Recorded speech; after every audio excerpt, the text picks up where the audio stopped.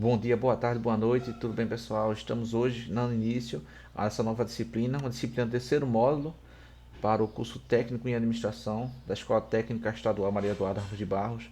Disciplina essa que é de extrema importância, principalmente esse período de pandemia, esse período que a gente está passando de quarentena, de isolamento social, na qual as empresas tiveram realmente a necessidade de se adequar a essas mudanças, né, que estão acontecendo. Então, estou testando um novo formato. Esse novo formato ele visa também a utilização do slide, né, para vocês ficarem acompanhando o slide.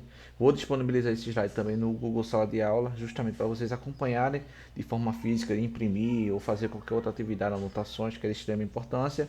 Mas para a aula hoje, do dia 12 de agosto, né, estamos no início neste exato momento.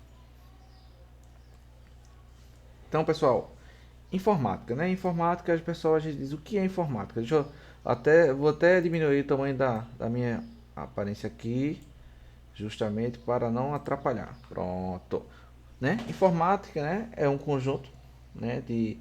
Que se utiliza assim da questão da tecnologia, a questão de sistemas, a questão de tudo isso integrado e traz para qualquer empresa. Deixa eu até dar uma aumentada aqui enquanto e traz para a empresa realmente a necessidade de ter realmente uma boa tecnologia, um bons sistemas para ajudar na gestão, ajudar no funcionamento, ajudar na melhoria, né? Isso ajuda bastante. Por isso que a gente tem uma grande diversidade de tecnologia, né? E com o uso da informática estamos falando do computador. O computador é o aparelho, deixa eu botar ir para cima aqui, pronto. O computador, ele é um aparelho, né, uma máquina construída por componentes de circuitos eletrônicos capaz de receber, armazenar, transmitir e processar informações, né? Então temos uma máquina muito eficiente, uma máquina que ajuda bastante. Temos aqui um microcomputador, que é o próprio celular, que ajuda bastante. É uma ferramenta que, se utilizada dentro de uma organização, dentro de uma empresa, ela gera realmente produtividade, ela gera realmente rendimento. Então é extremamente importante. Então ela é uma máquina programável, que ela é capaz de realizar grande variedade de tarefas, seguindo a sequência de comandos de acordo com o que foi especificado. O computador ele simplesmente ele não faz absolutamente sozinho, ele precisa ser programado, né? Apesar que já estamos vivenciando um início de uma era chamada inteligência artificial, né? Mas não vem o caso. Então, quando a gente fala realmente de informática, fala de computador, a gente está falando realmente uma máquina que a gente utiliza para desenvolver alguma atividade de extrema importância, né? E com isso, né, temos três componentes: o peopleware, que são os usuários, são as pessoas que utilizam o computador; o hardware é toda a peça do computador física, aquela que você consegue tocar, aquela que você consegue sentir, é o hardware; e o software é o sistema, são os aplicativos, são as operações que funcionam dentro do computador. Então, essa junção, peopleware, hardware e software, ele faz realmente a informática, o computador que a gente vivencia hoje, né? Então, como eu falei, peopleware são um componente humano de um sistema de computação. Indivíduo, deixa eu sair daqui, volta lá para o final, sair, pronto. Componente humano de um sistema de computação, indivíduos que utilizam o computador como ferramenta, né? Hoje, qual empresa hoje que utiliza máquina de datilografar? Isso é muito antigo, mas apesar que existe ainda, né?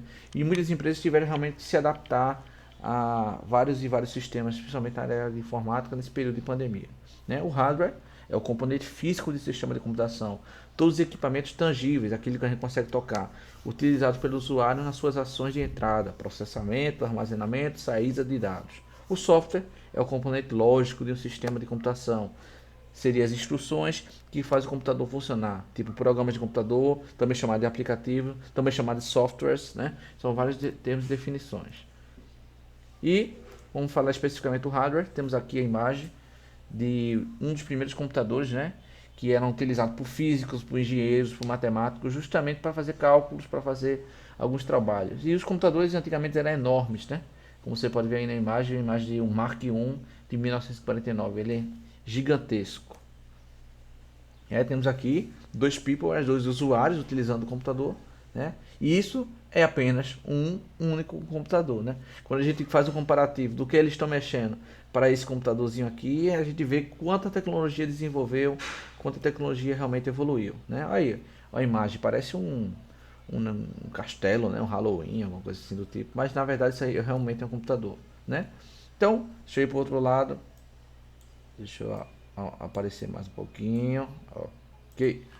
Pronto. Como é uma máquina por dentro, né? Existem vários formatos de computadores games, notebooks, laptops, né? Tablets, que não deixam de ser computador, e os computadores tradicionais. Mas o computador ele funciona como um componente importante, né? A gente vai falar peça a peça, né? Temos aqui algumas peças, deixa eu diminuir aqui. Deixa eu ficar bem pequenininho agora para vocês verem tudo. Pronto. Deixa eu ver, não dá para ver a peça grande aqui não. Pronto. Deixa eu ver. Essa peça aqui que eu tô aqui em cima. Tá vendo essa peça aqui que eu tô em cima? Essa aí é a placa-mãe. A peça, uma das peças mais importantes, né, para o computador. Ela faz a integração de diversos circuitos, diversos hardwares que o computador disponibiliza para fazer a integração. Ele faz a integração e isso ele utiliza-se o software realmente para poder gerenciar tudo interligado através da placa-mãe. Por isso o nome placa-mãe, que vai integrar todas as outras placas, todos os dispositivos, né? Eu vou sair daqui, vou para esse pequenininho, vou ficar bem pequenininho aqui, ó. Deixa eu ver aqui. Pronto, acho que não dá nem para me ver agora. Pronto, eu tô aqui. Esse aqui é a ventoinha ou cooler, né? É um componente responsável para o resfriamento. Deixa eu tentar só aumentar um pouquinho. Pronto, deixa eu aumentar. Pronto, aqui, ó. Aqui, é esse lado. Pronto. Esse componente aqui na verdade, a ventoinha, o cooler serve para esfriar a máquina. O computador é um circuito eletrônico que ele gera muito calor, ele aquece rapidamente. E ele fica em cima dessa outra pecinha aqui que eu vou aqui para o outro lado, que é o processador. Essa pecinha que eu estou em cima aqui agora é o processador. Ele é responsável por processar todas as informações do computador. Então ele esquenta muito, porque é como se fosse quando a gente está muito atarefado numa empresa, a gente está muito estressado, a nossa cabeça começa a esquentar, justamente porque a gente está processando várias informações e isso gera muito calor e começa realmente a esquentar. E às vezes o computador ele esquenta por muito, então ele precisa de um sistema de resfriamento. Então essa ventoinha que está aqui do lado, ele fica em cima do processador para justamente fazer o esfriamento. Aqui em cima, vamos lá, vamos para isso aqui. Deixa eu ir para cá. Vamos lá. Pronto. Aqui é um leitor de CD e DVD, né? Hoje muitos computadores não estão vindo, principalmente mais os laptops, né? Os notebooks. Eles não vêm mais com esse tipo de acessório, justamente porque eu acredito que não seja mais realmente o interesse. Aqui embaixo é o cabo flat, né? Deixa eu ir pro lado aqui para vocês verem aqui do lado. Não é totalmente já passou dessa tecnologia, a gente está em outro tipo de cabo, então não vem o caso. Aqui placa de vídeo é uma placa extremamente importante para poder gerenciamento de vídeo e de áudio dentro do computador, principalmente para transmissões, principalmente esse período de isolamento. Eu mesmo estou utilizando uma placa de vídeo para poder fazer a captura da tela e me colocar uma imagem dentro de todo um contexto e fazer esse vídeo, então isso ajuda bastante. Deixa eu ver aqui mais. Deixa eu ver aqui. Pronto, aqui é uma placa de rede, né? A gente já passou dessa tecnologia. Hoje a própria placa-mãe já tem conectivos de redes. Mas se, por exemplo, você conectar várias redes em um único computador, você vai colocando isso no gabinete, no computador, que vai tendo realmente um upgrade, um desenvolvimento do seu computador. Mas isso depende do que você está utilizando. Por exemplo, eu trabalho com edição de áudio e de vídeo. Eu preciso de uma placa de áudio, eu preciso de uma placa de vídeo para dar um melhor desempenho. Eu trabalho com redes de computadores. Eu preciso de um computador com várias entradas de placa para controlar diversas redes de computadores. Eu trabalho no provedor, por exemplo, eu preciso disso. Eu tenho muitas informações. Eu tenho informações, aí eu tenho essa pecinha aqui, que é a chamada memória ROM. Memória ROM ou HD Red Disk. Eu tenho um aqui. Essa pecinha aqui, deixa eu ampliar aqui, 100%, vou ampliar aqui. Pronto. Essa pecinha aqui, na verdade, é o HD. É onde você armazena as informações dos computadores e deixa salvo. Você armazena nessa pecinha aqui e ele fica anos e anos e anos. É uma peça magnética, né? Já está se trocando por uma eletrônica, por SSD ou por outro tipo de memória.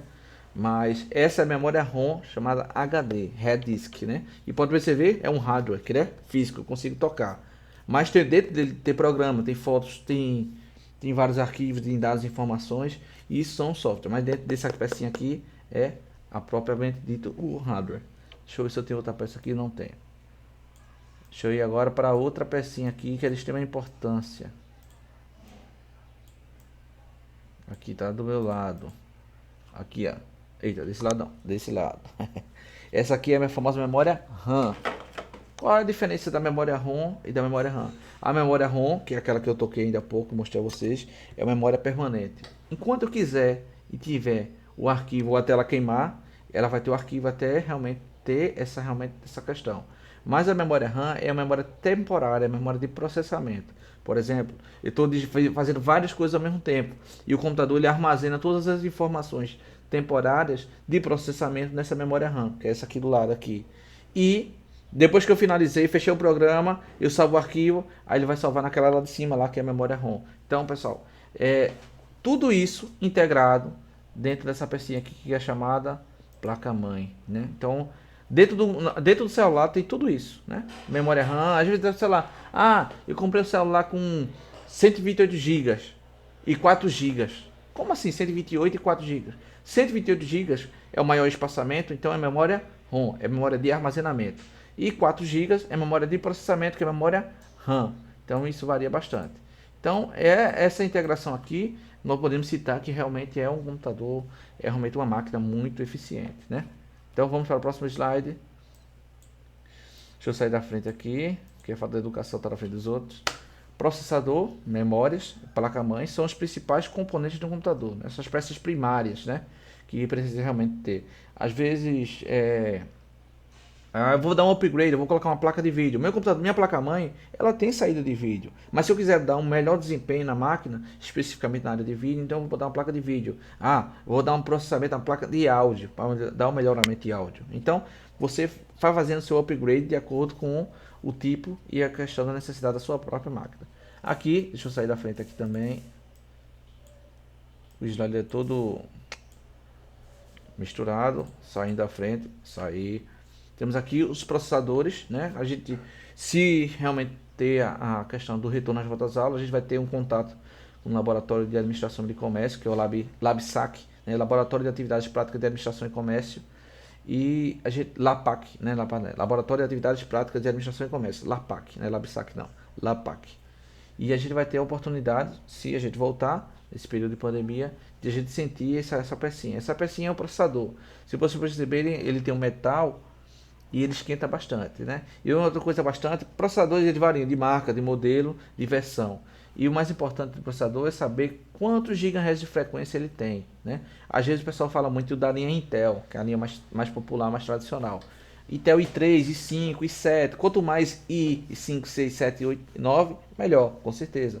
Mas também tem as suas gerações de tecnologia. E outro ponto importante é a frequência de processamento. Se vocês verem aqui em cima, deixa eu ficar aqui no meio do negócio aqui. Tem aqui 3.4, embaixo tem 2.2.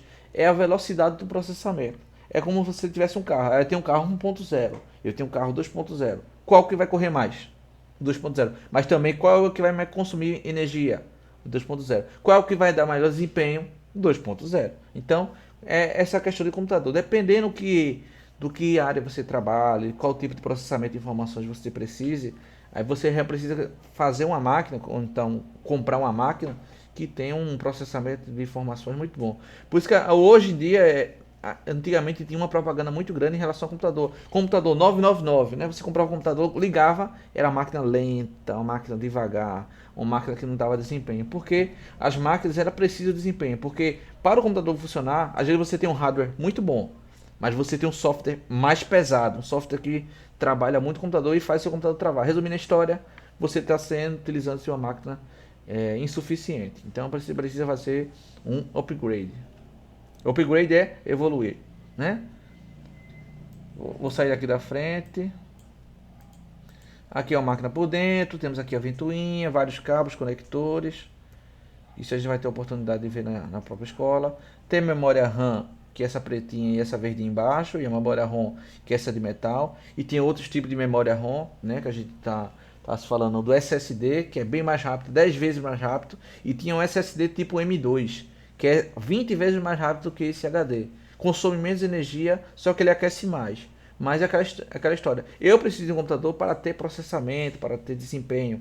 Então eu vou investir numa máquina realmente que me desenvolva isso. Porque imagine só, você vai trabalhar numa empresa, você faz um trabalho muito cansativo e você não tem ferramentas para dar o desempenho. O computador que você tem é um computador que trava. Para ligar, para iniciar. E você trabalha assim, mas sua máquina trabalha assim. Aí você fica subutilizado, né? Então isso atrapalha muito qualquer atividade que você faça um desempenho da sua empresa. Por isso que é importante cada empresa investir na área de tecnologia, na área de informática. Por isso que essa aula de conhecimentos básicos é extremamente importante para saber quais são os componentes, quais os maiores problemas. Por exemplo, esse bichinho aqui, ó, de lado aqui, ó, deixa eu ajeitar aqui, esse aqui é a memória RAM. Às vezes, nessa parte metálica aqui embaixo, ela pega uma poeira. Ou até às vezes você trabalha no ar-condicionado e cria uma oxidação, um pouquinho de ferrugem entre os conectores da placa-mãe e o pente, que é chamado pente de memória RAM. Quando você faz essa conexão fica oxidada. E tem um simples processo que é chamado você tirar esse pente, você passar a borracha, deixa eu mostrar aqui a borracha, passar a borracha da parte metálica dos dois lados. E outra coisa, tem que pegar de um jeito certo, porque se você pegar do jeito errado, você pode queimar. Você tem que pegar nas extremidades, sempre pegando nas extremidades. Passou a borracha, colocou de volta, tá novo. Porque isso faz uma questão. Por isso que muitas empresas só consertam o computador quando eles se quebram, né? Não tem aquela questão de manutenção preventiva, né? Só tem a corretiva. Quando tem problema, aí vai corrigir o problema. Não. Às vezes a preventiva ela evita vários problemas no computador, principalmente quando você está no trabalho que exige muito desempenho, exige muita atenção e de repente sua máquina ela travou, você perdeu tudo, e isso é muito frustrante, né? Então vamos ao próximo passo. Aqui são os dados digitais, né? Todos os dados digitais na área da tecnologia é medido dessa forma, né? Que são a unidade mínima é o byte. O byte ele tem exatamente 8 bits, né? O que é isso, professor? Por exemplo, você vai comprar um celular, ele tem 32 GB de memória ROM, de armazenamento. 32 GB de memória ROM. Mas eu vou comprar um celular que tem 1 TB. Quem é que tem mais memória? 1 TB ou 32 GB? 32, 1, no caso, existe uma sequência, não é que nem 1000, 10.000, 100.000, 1 milhão, 1 bilhão, 1 trilhão. Então, essa unidade de medida de dados digitais, ela funciona dessa seguinte forma, né? Um byte, que equivale a 8 bits, né? Deixa eu só confirmar aqui, isso mesmo. Tem um kilobyte, que equivale a 1024 bits, não, 1024 bytes. 1 megabyte, que é o mais tradicional, que equivale a 1024 kilobytes ou kbytes, né? A gente vai minha internet é 40 megas. Mas 40 megas de quê? É a velocidade de transmissão. A gente vai ter uma aula especificamente para falar de internet, tecnologia de internet de redes, que vai falar sobre isso. Então, se eu tenho 40 megas, eu tenho uma velocidade que transmite um arquivo de 40 megas por segundo. Às vezes você não percebe. Mas se você tiver uma internet... eu tenho minha internet 2 megas. Aí vai demorar bem mais se fosse uma de 40, né? Por isso que a tecnologia, ela sempre vai evoluindo. Então, tem o do megabyte, vai para o gigabyte, que é 1024 megabytes. Depois tem o terabyte. Depois tem o petabyte. Depois o... É porque eu não estou conseguindo enxergar direito, não. E só sei até terabytes, né? Que é o mais comum, né? O mais comum é o quê? Máquinas e ferramentas que utilizam teras de informações, né? Hoje, eu acho que o servidor da Google, ela vende um pacote de, acho que se eu não me engano, 200 terabytes de armazenamento para empresas. As empresas hoje estão querendo realmente, em vez de armazenar suas informações nesses compartimentos aqui, nesses HDs, elas estão armazenando justamente na nuvem, que a gente vai ter uma aula especificamente para falar sobre isso depois, ok? Vamos adiantar. As principais unidades de armazenamento, temos aqui o HD, o pendrive, o DVD, o CD-ROM, o disquete, né? A gente tem vários. O disquete já passou a sua era, o CD-ROM juntamente com o DVD já passou de sua era. O HD, a gente está na era do HD ainda, com pendrive, e está na era da nuvem, né? A era do armazenamento, né? À distância, que é a era do momento, né? CDs e DVDs, eu acho que eu não vou entrar muito no mérito, até porque essa tecnologia está sendo esquecida, né? Hoje não precisa realmente você gravar um CD, gravar um DVD. Hoje você tem transmissão no YouTube, tem transmissão on demand.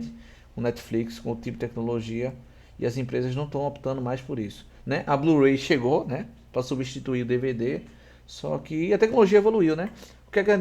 Não existe mais locadoras, videolocadoras para você locar ou DVD ou fita VHS e muito menos Blu-ray. Você tem simplesmente uma transmissão on demand, tipo Netflix, tipo Amazon Prime, então outras tecnologias como YouTube que transmite, né, através da internet tecnologia. Isso vai ser uma aula depois. Então vou pular esse assunto.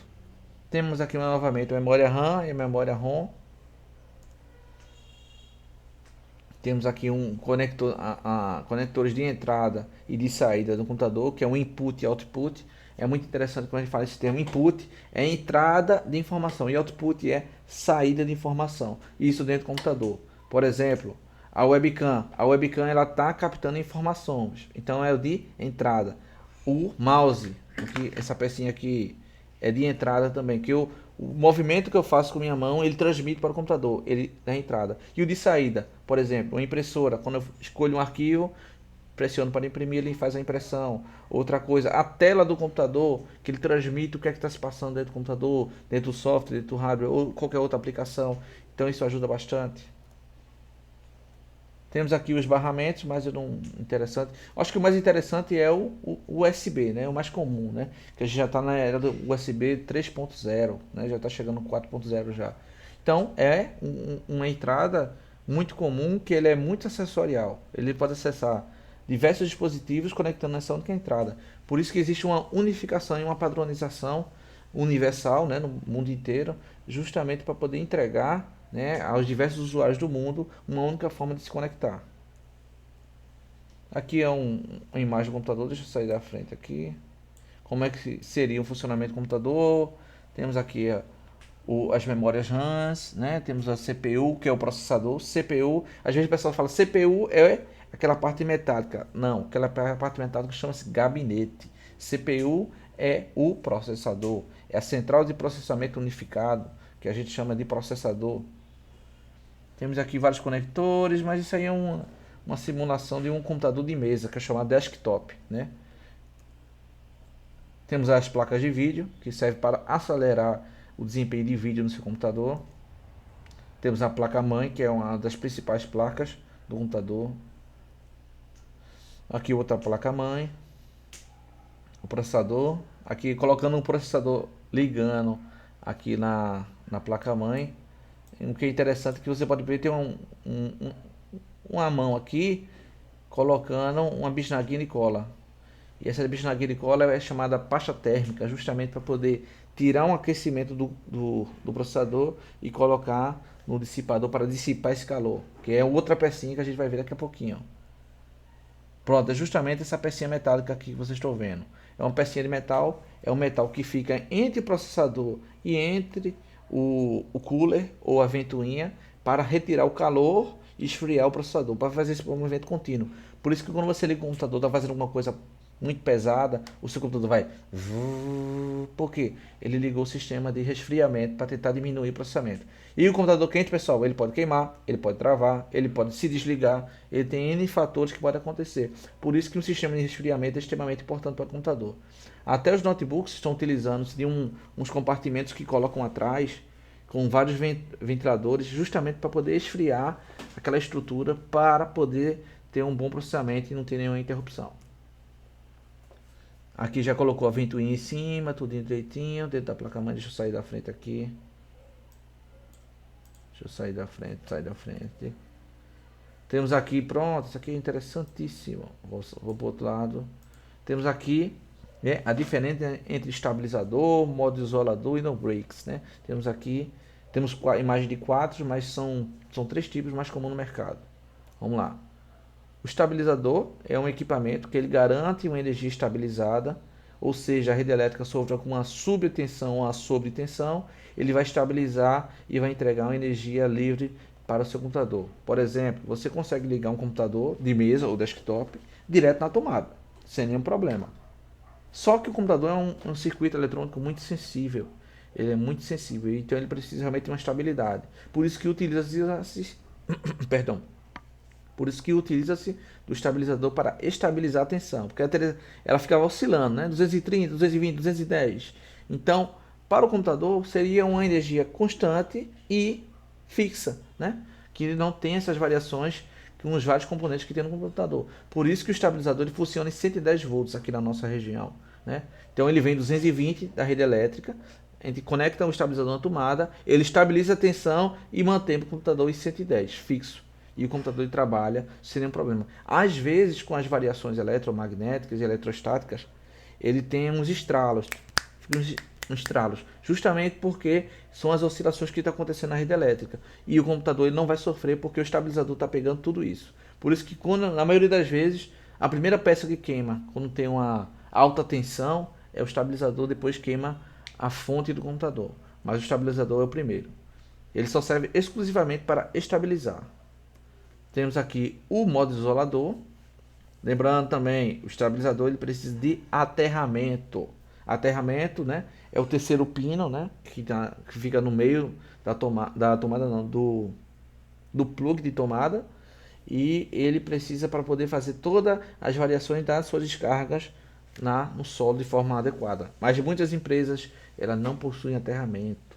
Então ela precisa de esse equipamento chamado modo isolador, né, que ele faz a mesma coisa que um estabilizador, só que ele tem essa questão do aterramento, ele estabiliza toda a tensão elétrica e joga dentro dele, ele armazena. Então é extremamente importante o modo isolador, porque ele isola a máquina, isola toda a variação eletromagnética e fixa nele. E também mantém a estabilização de 220 para 110, contínua e fixa. E por último temos o no-break, que faz tudo isso, mas só que o no-break ele pode vir tanto com aterramento, tanto sem aterramento. Só que o no-break ele tem algo extremamente importante, que é uma bateria, que ela fica armazenada dentro do computador. A maioria dos no-breaks são extremamente pesados, tem até um ali, não vou nem pegar que é muito peso. E esse no-break ele serve realmente para, por exemplo, você está fazendo um trabalho, caiu energia na empresa. Eita, eu tenho ainda 40 minutos de bateria, dá para adiantar sem internet, porque provavelmente não vai ter internet. Mas se você está fazendo trabalho, não, alguma coisa dentro do seu computador, vai conseguir fazer sem nenhum problema. Por isso que o no-break é indicado muito para empresas, né? Hoje é muito difícil ter uma residência que tenha no-break, principalmente empresas que realmente fazem esse tipo de trabalho. Né? Aqui é foto de computador novamente, computador, computador, computador, o gabinete, né, que a turma chama de CPU. Isso aí não é a CPU, isso é o gabinete, isso é a estrutura metálica ou de plástico ou vice-versa, que utiliza-se de colocar todos os componentes de hardware do computador. Todos não, alguns, né? Porque alguns ficam externos, como o mouse, um teclado, como um monitor, como uma impressora, como um scanner. Aqui é o cooler, né? Ou a ventoinha, ou a gente chama de ventiladorzinho. Temos outra forma de ventoinha de cooler. Outro modelo.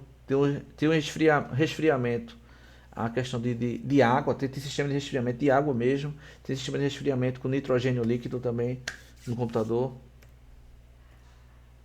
E vamos agora para software. Software é toda a parte lógica do computador, aquilo que a gente não consegue tocar. Por exemplo, essa telinha que eu estou aqui embaixo, eu estou usando um software para fazer a emenda de duas informações. Um é o slide, que está aqui em cima, que está nessa parte todinha, e outro aqui é o webcam captando realmente a minha imagem. Software, né, ele pode ser diversas formas, né? Uma dessas formas é a questão do sistema operacional ou programas utilitários, também conhecido como aplicativos, né? Então, sistema operacional é extremamente importante para o computador. É o sistema que vai gerenciar todos os outros aplicativos e fazer uma integração entre o hardware e o software mesmo. Por exemplo, eu vou utilizar-se do Photoshop para fazer edição de foto. Então eu preciso de uma base, essa base é o sistema operacional, eu instalo esse software aplicativo, que é o Photoshop, por exemplo, e vai fazer todo esse trabalho utilizando o teclado, utilizando o mouse, utilizando outras ferramentas. O software aplicativo, eles são aqueles programas que são utilizados para tarefas específicas, por exemplo, Photoshop, edição de foto, vou dizer outro programa, o Excel, planilha eletrônica, o Word, texto, né? Então, ele tem uma função específica que vai ser trabalhada exclusivamente com esse tipo de trabalho.